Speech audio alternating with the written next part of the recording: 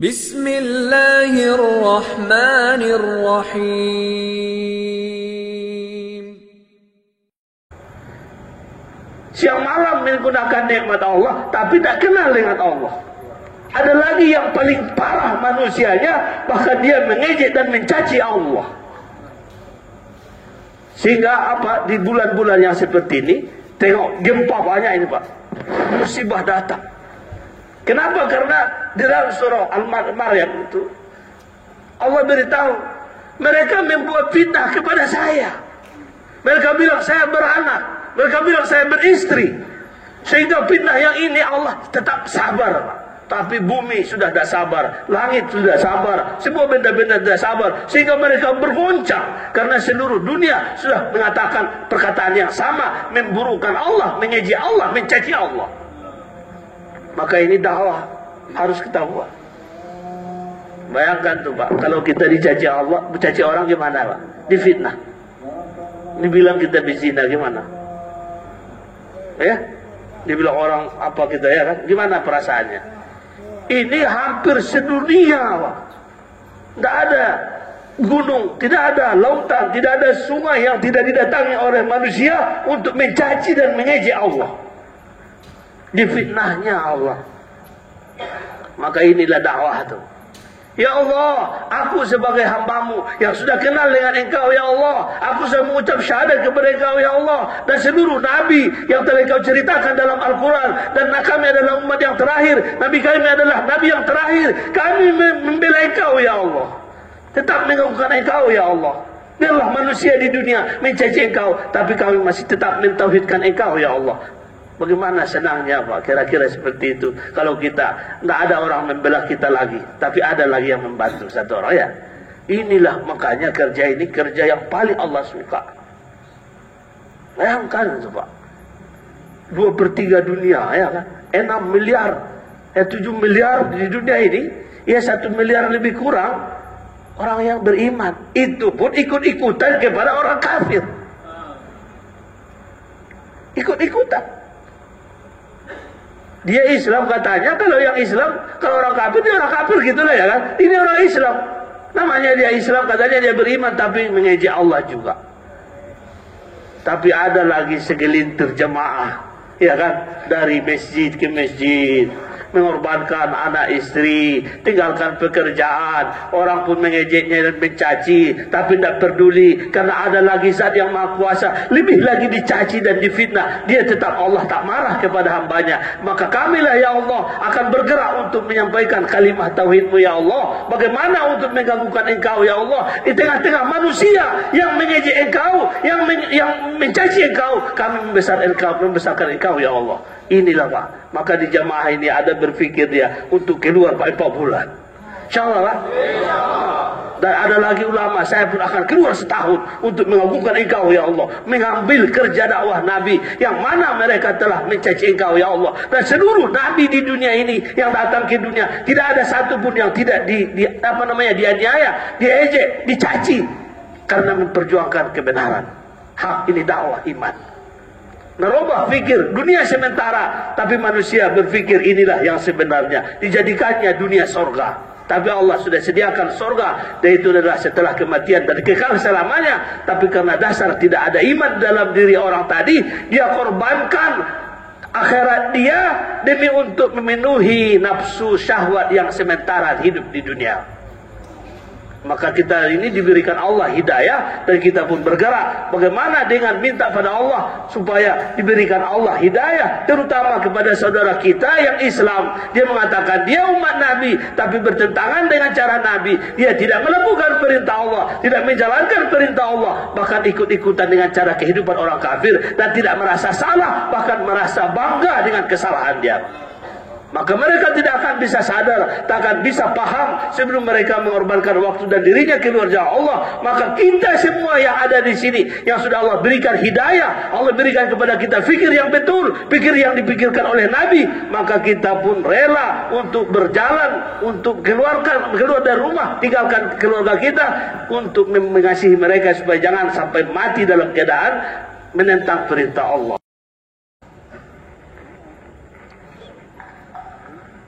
Bismillahirrahmanirrahim. Assalamualaikum warahmatullahi wabarakatuh. Innal hamdalillah nahmaduhu wa nasta'inuhu wa nastaghfiruhu wa nu'minu bihi wa natawakkalu alayhi wa na'udzu billahi min shururi anfusina wa min sayyiati a'malina. من يهده الله فلا مضل له ومن يضلله فلا هادي له نشهد أن لا إله إلا الله وحده لا شريك له له الملك وله الحمد يحيي ويميت وهو على كل شيء قدير ونشهد أن محمدا عبده ورسوله صلى الله عليه وعلى آله وصحبه ومن تبعهم بإحسان إلى يوم الدين أما بعد فقد قال الله سبحانه وتعالى بعد أعوذ بالله من الشيطان الرجيم بسم الله الرحمن الرحيم إن الذين قالوا ربنا الله ثم استقاموا تتنزل عليهم الملائكة ألا تخافوا ولا تحزنوا وأبشروا بالجنة التي كنتم توعدون نحن أولياؤكم في الحياة الدنيا وفي الآخرة ولكم فيها ما تشتهي أنفسكم ولكم فيها ما تدعون نزلا من غفور رحيم ومن أحسن قولا ممن دعا إلى الله وعمل صالحا وقال إنني من المسلمين وقال تعالى والذين جاهدوا فينا لنهدينهم سبلنا وإن الله لمع المحسنين وقال تعالى والعصر إن الإنسان لفي خسر إلا الذين آمنوا وعملوا الصالحات وتواصوا بالحق وتواصوا بالصبر وقال عليه الصلاة والسلام كل أمتي يدخلون الجنة إلا من أبى قيل ومن يأبى يا رسول الله قال من أطاعني دخل الجنة ومن عصاني فقد أبى وقال عليه الصلاة والسلام لغدوة في سبيل الله أو راحة خير من الدنيا وما فيها أو كما قال عليه الصلاة والسلام. Para alim ulama serta bapak-bapak saudara-saudara jemaah yang dimuliakan Allah Subhanahu wa taala. Allah Subhanahu wa taala menciptakan 18.000 makhluk, mulai dari yang nampak sampai yang tidak nampak. Allah Subhanahu wa taala ciptakan dari benda-benda yang hidup sampai yang mati. Hayawanat, nabatat, ma'dan, tambang-tambang, matahari, bulan, bintang, seluruh makhluk sampai makhluk yang paling kecil ada maksud dan tujuannya diciptakan oleh Allah. Apa maksud tujuannya hadirin? Allah menciptakan itu makhluk.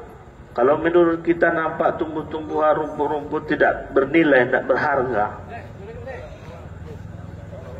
Ini untuk memahamkan kepada kita manusia bahwa kita ini adalah punya akal, punya pikiran, dan proses penciptaan kita sangat beda dengan penciptaan makhluk yang begitu banyak Allah buat.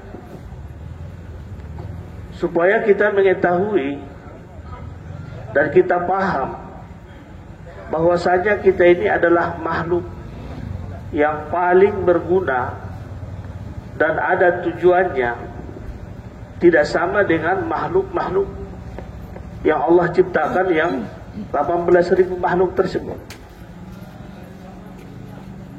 Semua makhluk Allah SWT ciptakan tujuannya adalah bagaimana supaya makhluk yang paling mulia namanya manusia paham dan mengerti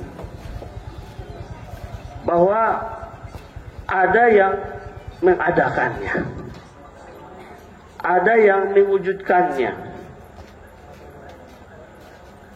dan wujudnya seluruh benda bukanlah maunya, tapi ada zat yang berkehendak, zat yang maha kuasa.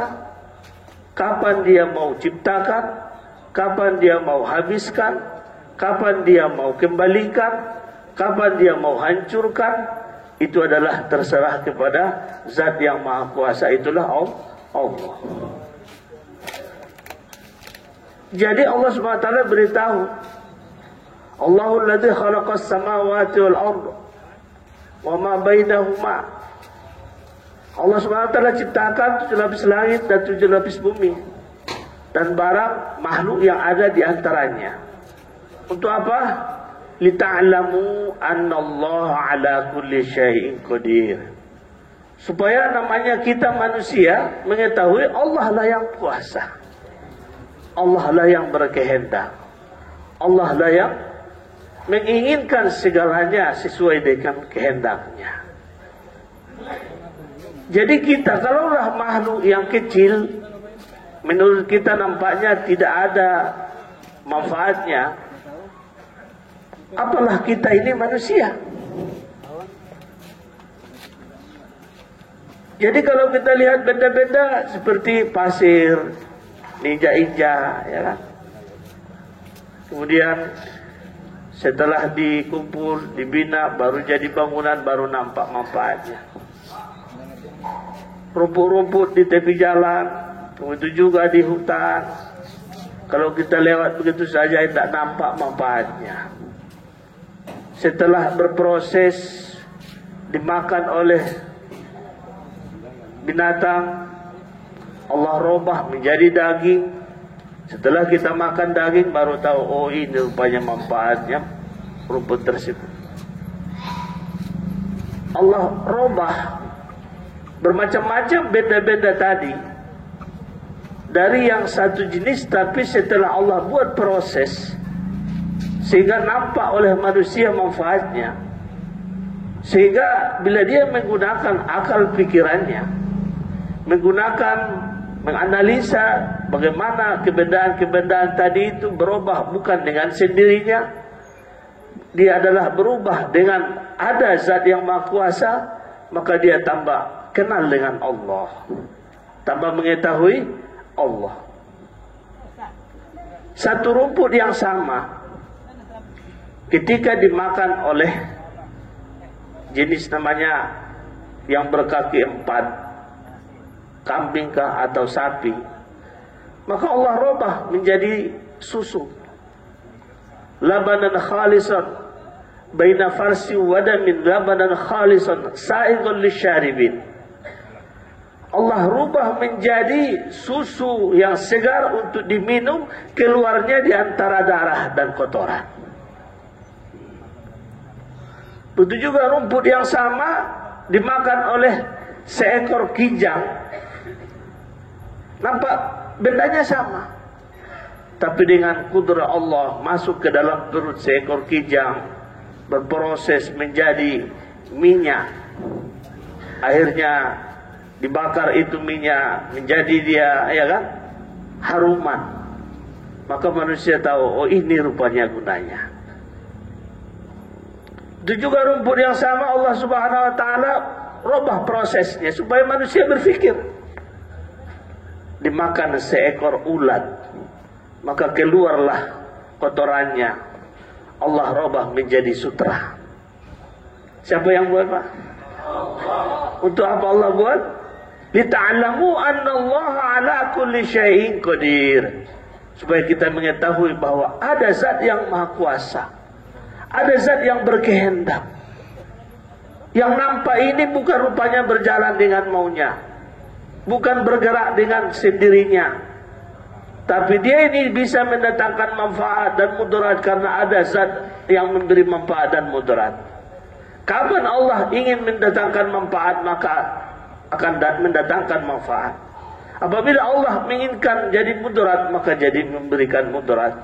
Tapi bukanlah dari benda itu datangnya manfaat dan mudarat. Bukanlah benda itu yang tadinya yang berubah dengan sendirinya, tapi dia berubah dengan kehendak Allah. Inilah supaya manusia mengetahui bahwasanya ada yang diagungkan, ada yang disembah, ada yang harus dimuliakan, ada yang harus dipuji, ada yang harus kita benar-benar untuk meyakini itulah zat Allah. Maka orang yang memikirkan seperti ini, maka dia akan yakin benar kepada Allah.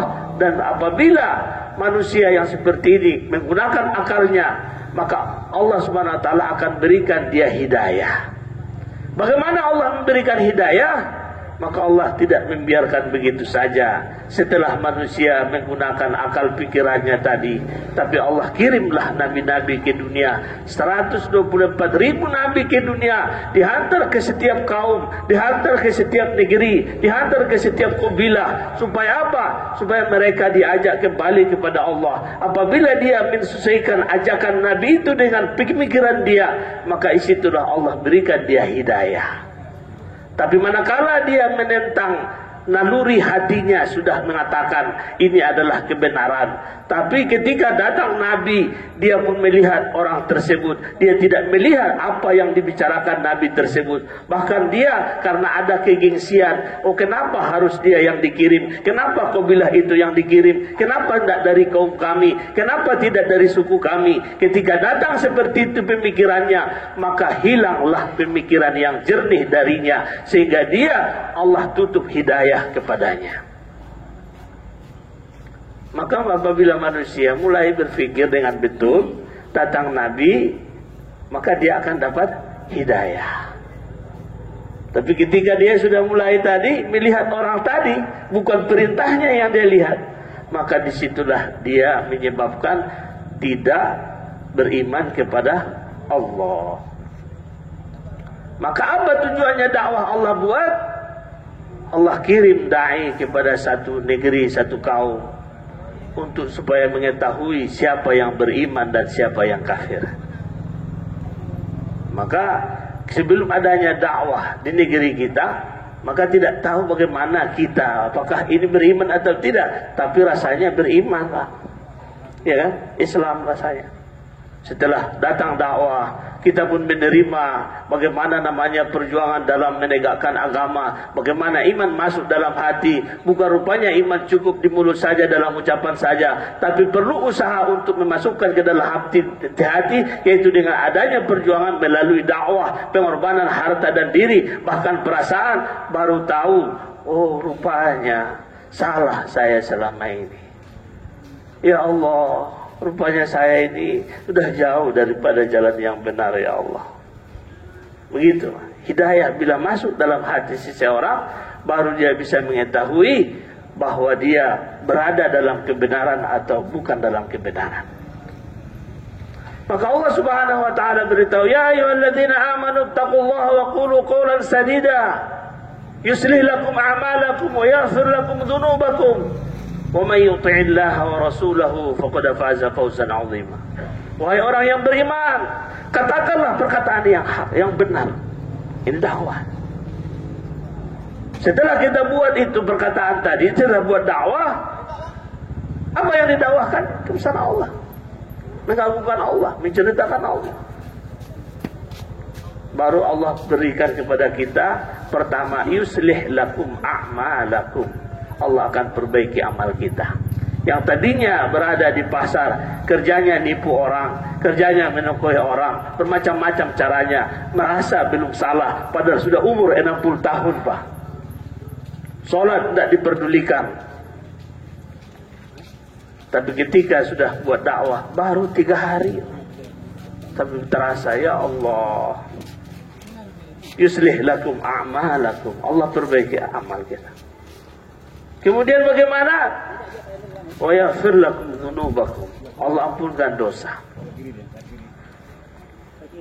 Begitu Allah sayangnya kepada umat baginda Rasul sallallahu alaihi wasallam, bukan hanya diampunkan dosanya apabila dia gunakan potensi dia, harta dia, waktu dia, fikir dia untuk memperjuangkan agama, bagaimana agama wujud dalam dirinya dan bagaimana agama tersebar ke seluruh alam, sebagaimana fikir Nabi, bagaimana tujuan Nabi, bagaimana kerja Nabi, maka Allah berikan hadiah yang lebih besar lagi, sehingga umat-umat terdahulu pun iri. Mereka sampai nabi-nabi dan rasul pun meminta bagaimana mereka menjadi umat daripada umat Nabi Muhammad sallallahu alaihi wasallam. Kenapa? Karena orang yang beriman tadi, orang Islam, walaupun dia banyak dosa selama ini Pak, tapi bila dia ambil kerja dakwah Nabi, melanjutkan fikirnya Rasul, maka Allah robah berikan dia kepada hadiah apa Pak? Illa man taba wa amana wa amila amalan salihan ulaika yubaddilullahu sayyi'atumul hasanat. Karena dia sudah beriman dan bertaubat kepada Allah, karena dia tadi sudah melakukan kerja dakwah, kerja yang Nabi, maka Allah berikan kepada dia pemikiran, maka dia merasa bahwa dia belum ada apa-apa, bahkan dia selama ini sudah melakukan amalan ahli neraka. Seandainya aku mati ketika itu pasti aku masuk neraka katanya. Tapi Allah Maha Penyayang, diampunkan dia dan Allah ganti amal keburukannya yang dulu menjadi amal kebaikan. Ulaika yubaddilullahu sayyi'atumul hasanat. Diganti amal keburukannya menjadi amal kebaikan. Ini dakwah. Maka dakwah ya'lamullahu al-munafiqina wal munafiqat wal musyrikina wal musyrikat wal yatuballahu 'alal mu'minina wal mu'minat wa kana Allahu ghafurur rahim. Maka bila dakwah sudah dibuat, siapa yang buat? Ya kita orang beriman. Karena ini kerjanya Nabi yang akan menyebabkan perubahan. Dan untuk mengetahui siapa yang beriman dan siapa yang tidak beriman, siapa yang munafik dari kalangan laki-laki atau kalangan perempuan. Dan Allah akan bersihkan.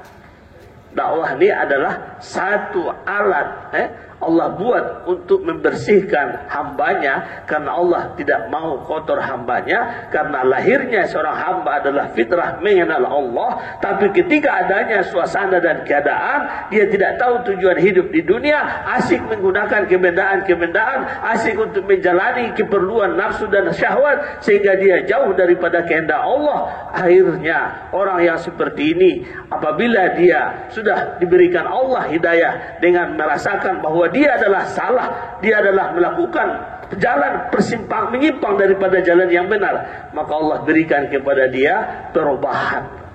Allah akan ampunkan dosanya. Ini dakwah. Sehingga benar ya Allah. Apa kata sahabat radhiyallahu ta'ala namanya Amr bin As. Amr bin As, dia katakan ketika hendak meninggal, maka dia berbaring sebelah dinding lalu menangis. Maka anaknya berkata, Abdullah bin Amr, ya abati, ma yubukika, wahai ayahku, apakah yang menyebabkan engkau menangis? Apakah kamu takut kematian yang akan datang pada kamu, akan meninggalkan dunia yang fana ini, sehingga itu yang menyebabkan engkau menangis, wahai ayah? Apa kata Amr bin As, wahai anakku, dia pun yang hadap, aku menangis bukan karena kematian yang mau datang kepada saya, tapi mengingat keadaan saya dulu sebelum Islam, yang mana saya adalah orang yang paling benci kepada Rasulullah, dan saya hendak membunuh Nabi. Dan setelah itu Allah memberikan kepada saya nikmat yang paling besar, yaitu adalah kalimah la ilaha illallah Muhammadur Rasulullah. Saya datang berjumpa pada Nabi, saya kata, ya Rasulullah, besut yadak, bentar, ulurkanlah tanganmu, saya akan berbaiat, berjanji setia kepada engkau untuk menegakkan agama ini. Maka Nabi pun ulurkan tangannya, lalu dia pun tarik lagi tangannya. Madza bika ya Ammar, apa yang engkau buat wahai Ammar? Maka kata Ammar, ya Rasulullah, aku ingin syarat untuk masuk Islam. Syarat apa? Saya menginginkan apabila aku menerima ini Islam, maka Allah ampunkanlah dosa saya. Wahai Amarah, apakah engkau tidak tahu bahwasanya dengan mengucapkan kalimat la ilaha illallah Muhammadur Rasulullah akan menghapuskan dosa sebelumnya. Dengan adanya kamu hijrah, maka dosamu diampunkan oleh Allah. Dengan adanya kamu berhaji, maka dosamu akan diampunkan oleh Allah. Maka itu hijrah ini, Pak. Orang hari kan tak ngerti kenapa keluar 3 hari, kenapa 40 hari. Kita itu hijrah. Hijrah daripada perkara yang melakukan larangan Allah supaya kita bisa meninggalkannya dan menjalankan perintah Allah. Al-hijratu manaha Allah anhu. Hijrah itu bukan hanya perintah saja, tapi hakikat hijrah memindahkan diri kita dari suasana yang buruk menjadi suasana yang baik. Yang dulunya di pasar tak kenal dengan masjid, sehingga datang ke masjid. Di sini adalah suasananya para malaikat, ada nur.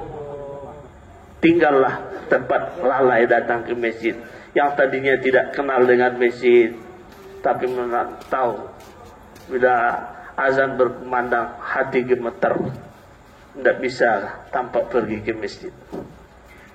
Disebabkan apa? Hijrah. Maka Amar radhiyallahu ta'ala anhu, dia katakan, sungguh begitu Nabi telah memberikan kabar gembira kepada saya bahwa saya akan masuk surga. Allah berikan kepada saya keampunan. Tapi yang paling besar, wahai anakku Amar, kamu tidak tahu wahai Abdullah, yaitu adalah kalimah syahadat inilah hidayah masuknya saya kepada Islam. Inilah sebenarnya nikmat yang paling besar. Jadi hadirin yang dimuliakan Allah Subhanahu wa taala, maka Allah tidak membiarkan umat-umat manusia di dunia ini mati begitu saja tanpa iman sebelum datangnya Nabi kepada mereka.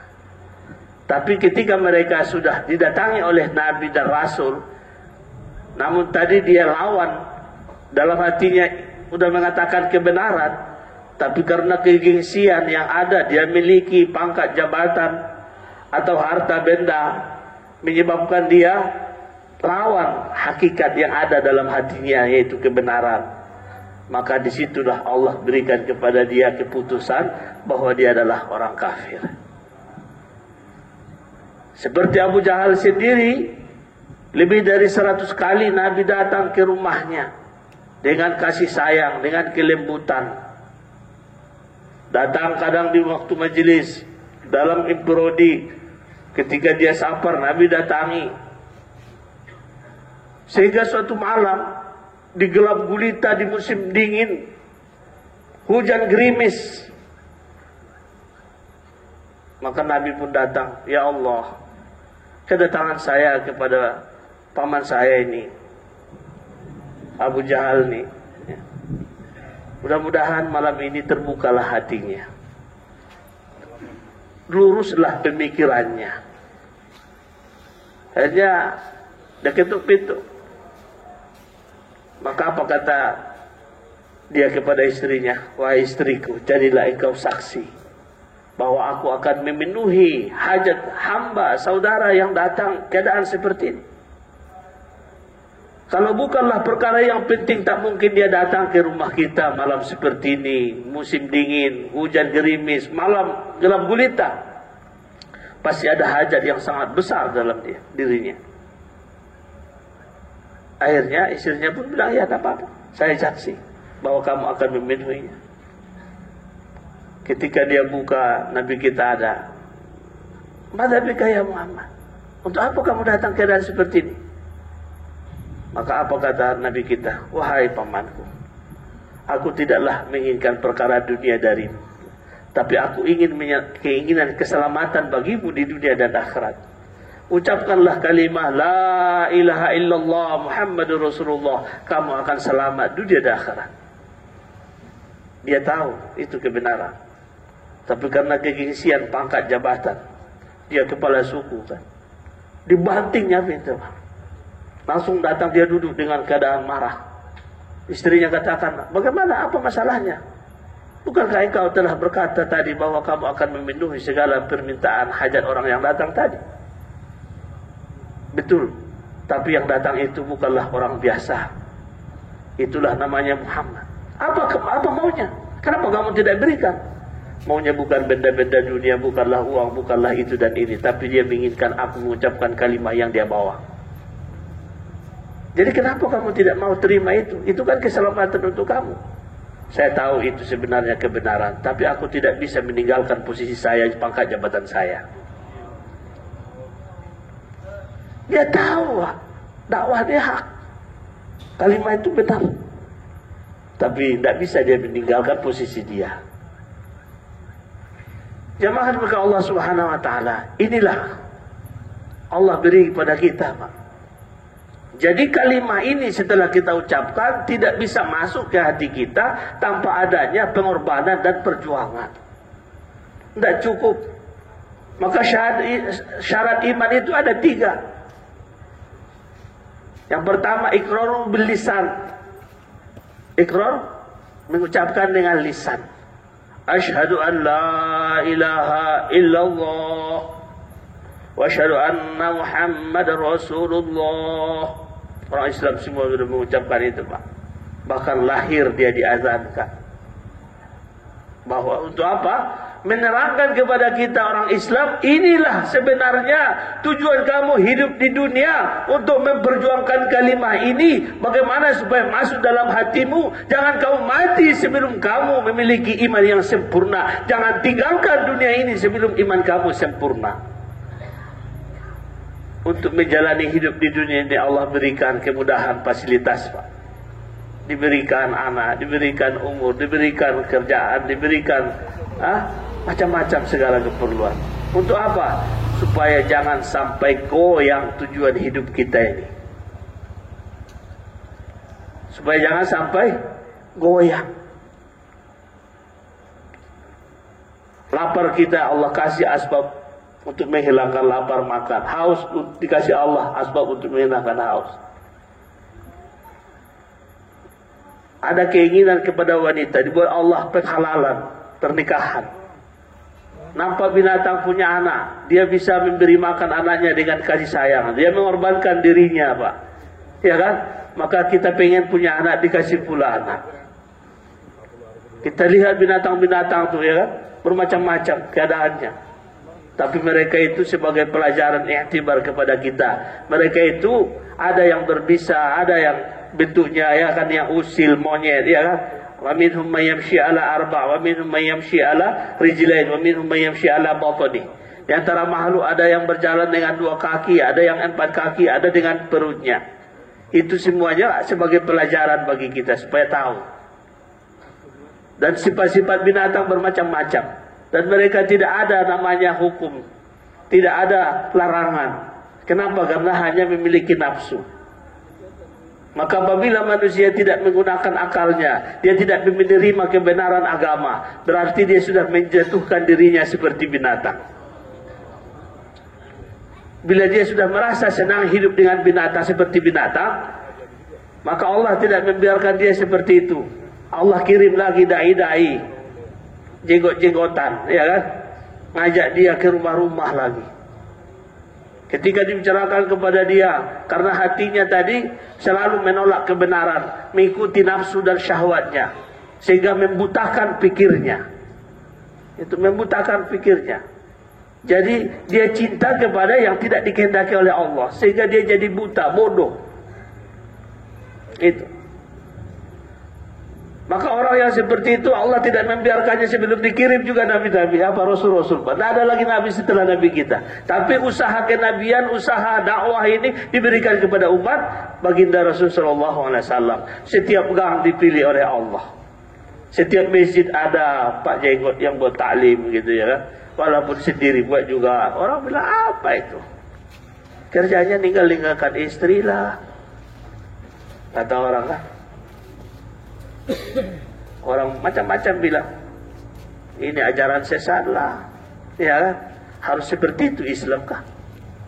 Kalau tidak seperti itu tidak masuk surga kah? Macam-macam orang tanggapan.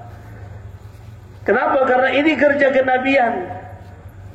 Kerja kenabian itu semuanya orang bila dia berpikir dengan dihubungkan dengan nafsunya memang tidak bisa. Apalagi orang yang berpikir untuk dagang cari untung, wah. Ketika datang orang dakwah, ini biaya dari mana? Biaya sendiri, Pak. Oh. Kalau pergi jauh-jauh itu gimana ada istri? Kami nabung juga, itu kata-kata udah paling sopan lah tuh ya kan. Kalau ketemu dia yang jual Allah katanya, oh ini sesat orang ini katanya. Allah aja semuanya, ini namanya Jabariyah nih ya kata. Akidah Jabariyah ini katanya. Tidak tahu dia orang ini baru keluar 3 hari, baru belajar ucap Allah, spontan keluar Allah. Ini akidah Jabariyah ini. Itu. Jadi kami nabung Pak, itu baru keluar. Bagaimana masa depan anak kamu nanti?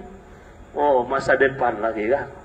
Ya alhamdulillah Pak, dengan asbab dakwah ini anak saya sudah hafal Quran. Hafal Quran untuk apa jadi hafal Quran? Jadi sekarang mulai terbuka. Orang-orang ahli dunia memanfaatkan orang yang hafal Quran untuk dapat dunia pula. Jangan salah kita yang memasukkan anak jadi hafal Quran.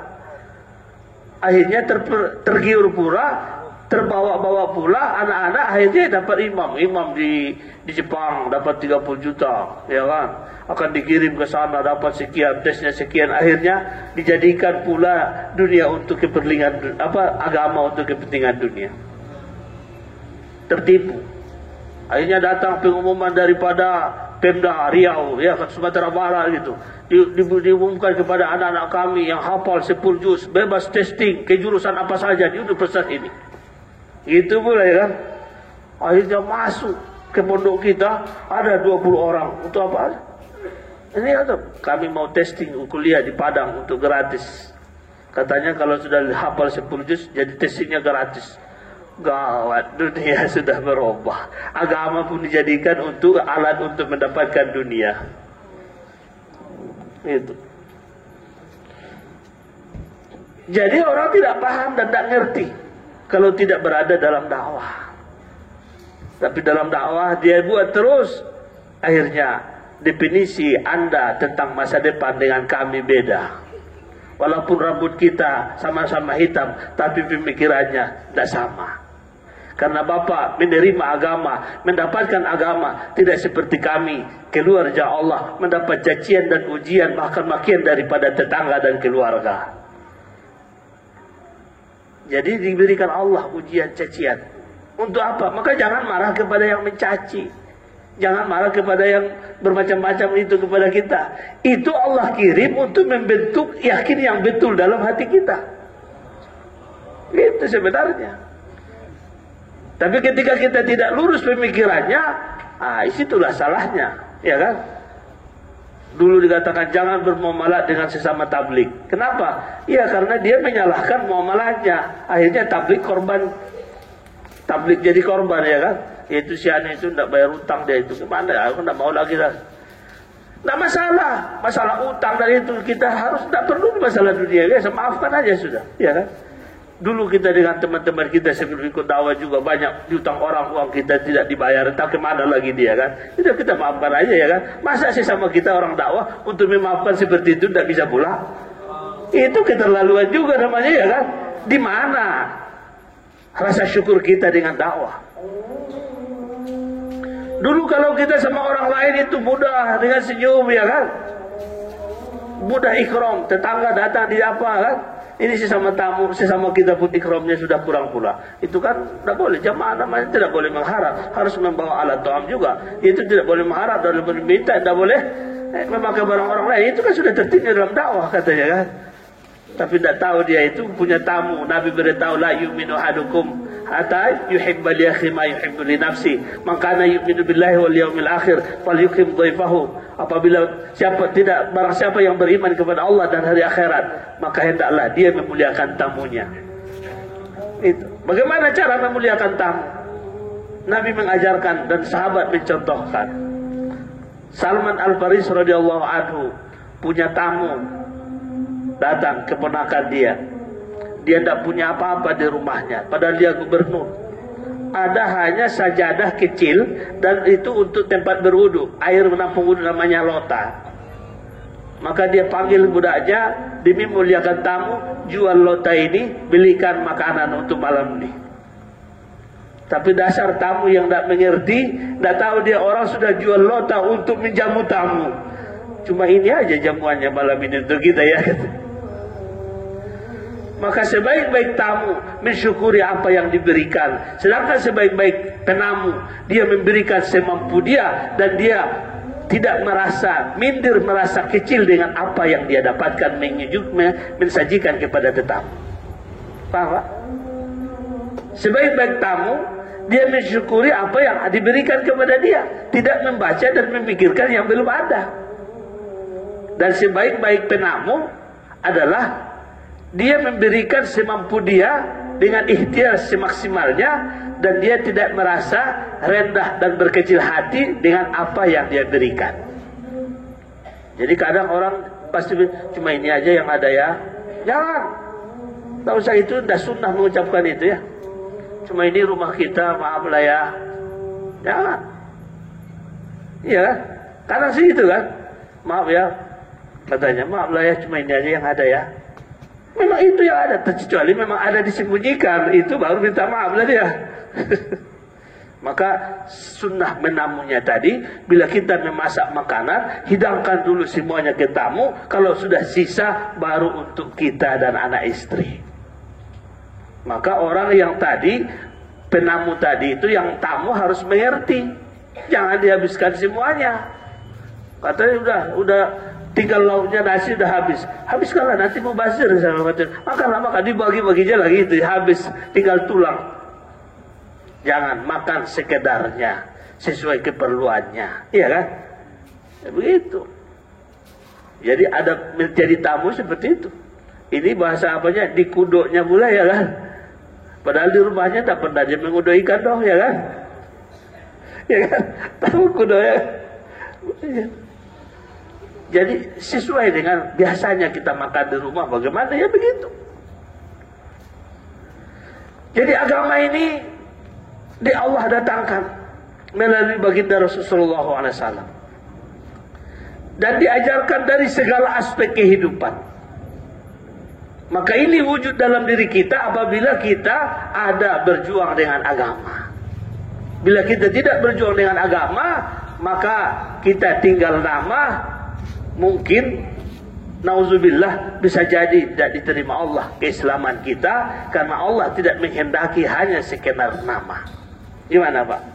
Bapak mau dikasih nama aja, tapi tidak ada bedanya ya.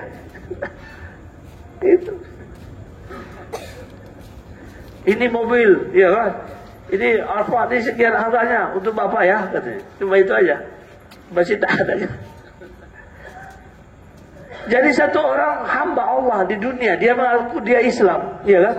Tapi hidupnya tidak seperti Islam. Allah kirim Nabi mencontohkan bagaimana menggunakan panca indera.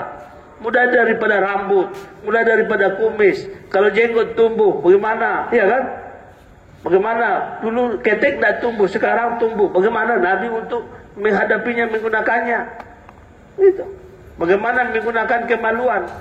Sampai Nabi katakan, apabila satu orang bisa menjaga di antara dua jenggotnya dan di antara dua pahanya, maka aku jamin masuk surga. Nabi ajarkan semuanya. Untuk apa? Supaya selamat Pak. Karena begitu besarnya manusia Allah ciptakan, ya kan? Karena seluruh makhluk tadi itu ada awalnya dan ada akhirnya, dan tidak ada hisab, tidak ada pertanyaan nanti mereka di padang mahsyar. Tapi namanya kita manusia, Allah tidak menginginkan kita masuk neraka. Allah mengajak sendiri. Wallahu yad'u ila daris salam. Allah mengajak kita kepada negeri keselamatan. Dan Allah memberikan semua benda-benda yang ada bukan untuk supaya kita jauh dari Allah, bukan kita supaya tidak mengenal Allah, tapi Allah berikan ini semua benda-benda kepada kita, berubahnya siang dan malam. Adanya kita miliki benda-benda. Dulu kita kecil, jadi sekarang sudah dewasa, dan dulu tidak punya anak, punya istri, sekarang sudah punya istri. Dulu tidak punya anak, sekarang sudah punya anak, ya kan? Dulu tidak punya rumah, sekarang punya rumah. Ini supaya kita tambah dekat kepada Allah, tambah kenal kepada Allah. Tapi manusia tadi ketika dia tidak ikut jalan yang betul, akhirnya dia miliki benda-benda tambah jauh dari Allah. Dia menggunakan benda-benda Allah tapi tak kenal dengan Allah. Siang malam menggunakan nikmat Allah tapi tak kenal dengan Allah. Ada lagi yang paling parah manusianya, bahkan dia mengejek dan mencaci Allah. Sehingga apa, di bulan-bulan yang seperti ini, tengok gempa banyak ini Pak, musibah datang. Kenapa? Karena di dalam surah Al-Maryam itu Allah beritahu, mereka membuat fitnah kepada saya. Mereka bilang saya beranak, mereka bilang saya beristri. Sehingga fitnah yang ini Allah tetap sabar Pak. Tapi bumi sudah tidak sabar, langit sudah sabar, semua benda-benda tidak sabar, sehingga mereka bergoncang karena seluruh dunia sudah mengatakan perkataan yang sama, memburukkan Allah, mengejek Allah, mencaci Allah. Maka ini dakwah harus kita buat. Bayangkan tuh Pak, kalau kita dicaci Allah, mencaci orang gimana Pak? Difitnah, dibilang kita berzina gimana? Ya, dibilang orang apa kita ya kan? Gimana perasaannya? Ini hampir sedunia Pak. Tidak ada gunung, tidak ada lautan, tidak ada sungai yang tidak didatangi oleh manusia untuk mencaci dan mengejek Allah. Difitnahnya Allah. Maka inilah dakwah itu. Ya Allah, aku sebagai hambamu yang sudah kenal dengan Engkau, ya Allah, aku sudah mengucap syahadat kepada Engkau, ya Allah, dan seluruh Nabi yang telah Engkau ceritakan dalam Al-Quran, dan kami adalah umat yang terakhir, Nabi kami adalah Nabi yang terakhir. Kami membela Engkau, ya Allah, tetap mengagungkan Engkau, ya Allah. Biarlah manusia di dunia mencaci Engkau, tapi kami masih tetap mentauhidkan Engkau, ya Allah. Bagaimana senangnya Pak, kira-kira seperti itu. Kalau kita tidak ada orang membelah kita lagi, tapi ada lagi yang membantu satu orang ya. Inilah makanya kerja ini kerja yang paling Allah suka. Bayangkan Pak, 2/3 dunia ya kan, 6 miliar, 7 miliar di dunia ini, ya 1 miliar lebih kurang orang yang beriman. Itu pun ikut-ikutan kepada orang kafir. Ikut-ikutan. Dia Islam katanya, kalau yang Islam, kalau orang kafir dia orang kafir gitu lah ya kan. Ini orang Islam, namanya dia Islam, katanya dia beriman tapi mengejek Allah juga. Tapi ada lagi segelintir jemaah, ya kan, dari masjid ke masjid, mengorbankan anak istri, tinggalkan pekerjaan, orang pun mengejeknya dan mencaci, tapi tidak peduli karena ada lagi Zat yang Maha Kuasa, lebih lagi dicaci dan difitnah, dia tetap Allah tak marah kepada hambanya. Maka kamilah ya Allah akan bergerak untuk menyampaikan kalimah tauhid-Mu ya Allah. Bagaimana untuk mengganggukan Engkau ya Allah di tengah-tengah manusia yang mengejek Engkau, yang mencaci Engkau, kami membesarkan Engkau ya Allah. Inilah Pak. Maka di jamaah ini ada berpikir dia untuk keluar Pak 4 bulan. InsyaAllah Pak. Dan ada lagi ulama, saya pun akan keluar setahun untuk mengagungkan Engkau ya Allah. Mengambil kerja dakwah Nabi yang mana mereka telah mencaci Engkau ya Allah. Dan seluruh Nabi di dunia ini yang datang ke dunia, tidak ada satu pun yang tidak dianiaya, diejek, dicaci karena memperjuangkan kebenaran. Hak ini dakwah iman.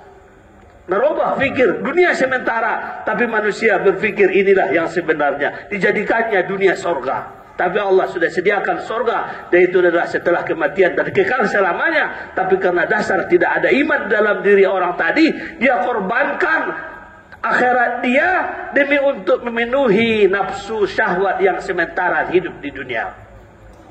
Maka kita ini diberikan Allah hidayah dan kita pun bergerak. Bagaimana dengan minta pada Allah supaya diberikan Allah hidayah, terutama kepada saudara kita yang Islam. Dia mengatakan dia umat Nabi, tapi bertentangan dengan cara Nabi. Dia tidak melakukan perintah Allah, tidak menjalankan perintah Allah, bahkan ikut-ikutan dengan cara kehidupan orang kafir dan tidak merasa salah, bahkan merasa bangga dengan kesalahan dia.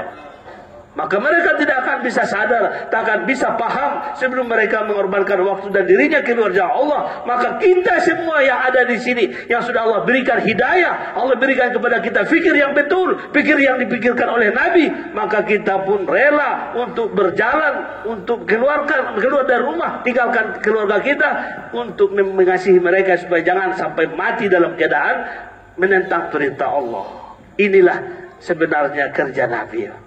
InsyaAllah Pak. Dia semua insyaAllah Pak.